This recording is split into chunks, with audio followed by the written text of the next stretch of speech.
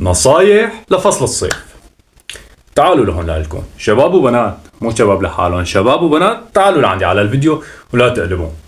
نحن فايتين وداخلين على فصل شو اسمه؟ فصل الصيف. برافو عليكم. هذا الفصل شو بده منا؟ شوية ريحة نظيفة حلوة هفهفة. بداية يا أحبائي، هدول شو اسمهم؟ هدول أسنان. تمام؟ برافو عليكم. أنا مو طالب منكم تكون أسنانكم بيضة، عادي، الألوان ما دخل، صفرة حمرة زرقاء اللي بدك يا عادي. اللي طالبه خلال فترة فصل الصيف بس، ما بدي أنا أكتر من هيك. يعني الواحد بيكون مقتول من الشوب خالص، تيجي أنت بتقضي عليه بالريحة. في شيء اسمه فرشاية أسنان، بتسمع فيها؟ قديمة كتير، كلنا بنسمع فيها، ما هيك؟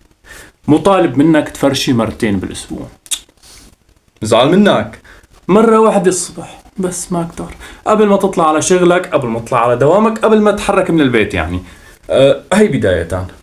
ثانيا بس تفرشي بعد إذنك، يعني تفرشيهم من قلب، مو من شانك، من شاننا نحن.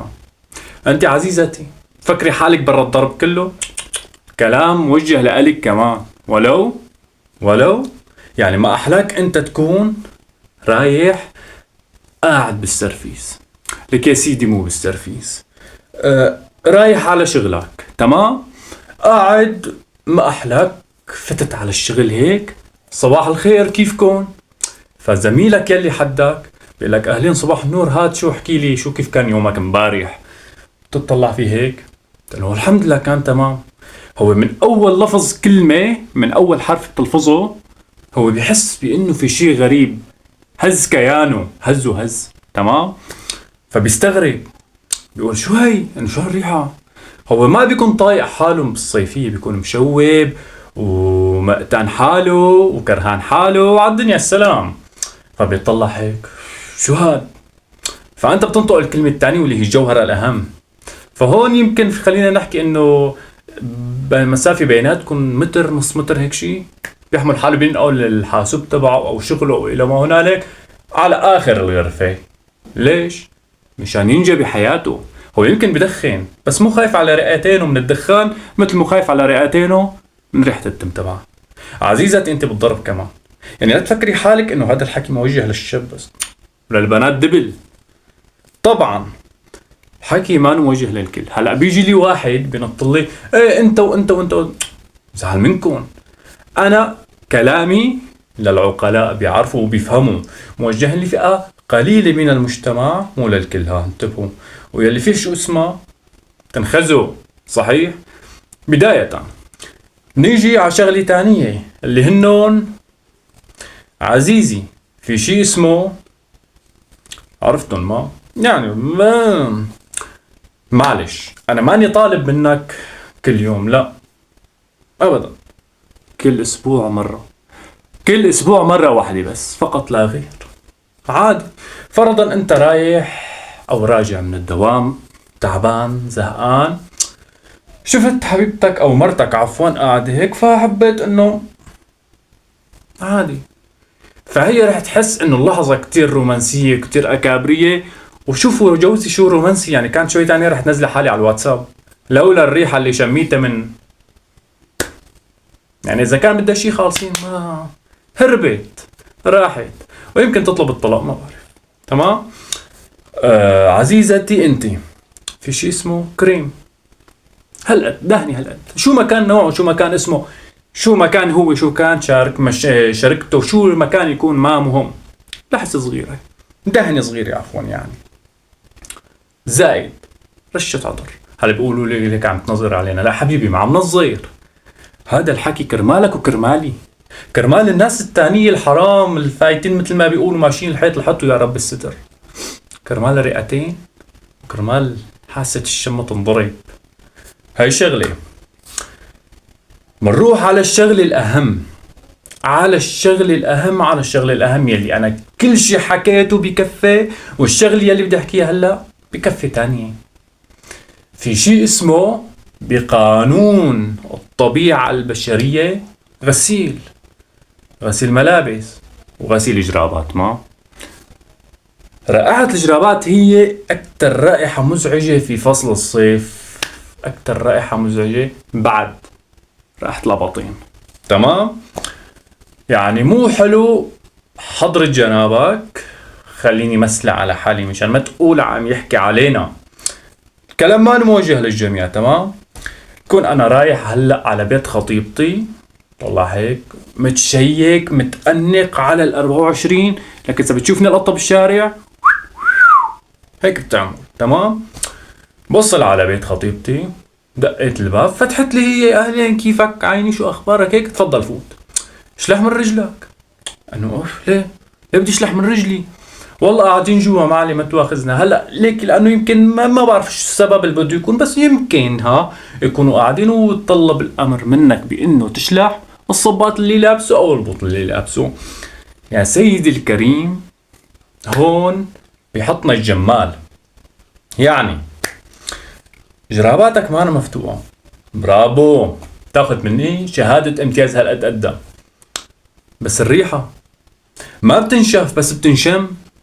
يعني هلأ إذا بيكونوا طالبين منك أنت أو مني أنا مهر، لنفترض 5 مليون سوري مشان يعطوني بنتهم والأمور تمام وماشيين، بعد ما تفوت وتقعد عندهم بهالريحة الجرابات يلي يمكن بالسنة ما بتغسلون مرة، احتمال من الاحتمالين: يا أما يرفعوا المهر على 5000، عفوا على 5 مليون بس مو سوري، دولار، يا أما يعطوك بنتهم بس قبل ما يعطوك يودعوها، يجهزوا لها الكفن والى ما هنالك، لانه بيعرفوا اول يوم انت رحتوا، ثاني يوم الصبح رح تتصل فيهم: قالوا عمي كيفك؟ والله ما بعرف، نمنا عادي. فإن الصبح كانت طالعة على الدرج، والسبب بيروحوا لعند الدكاترة: خير شو في؟ اختناق، حالة اختناق. والسبب شو هو؟ معروف. تعرف ما عزيزتي، الكلام لك كمان.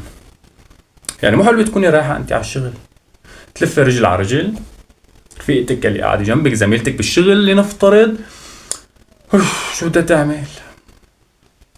تقدم استقالتها ولا تعمل إجازة بلا راتب؟ والله ما بعرف، هي تصطفل بحالها. لذلك يا أصدقائي، أنا ماني طالع عم نظر أصحكم، أنا شخصية كوميدية ساخرة بس لا غير، ولكن هدول شوية نصايح كرمالك يا عزيزي المشاهد وكرمالي أنا.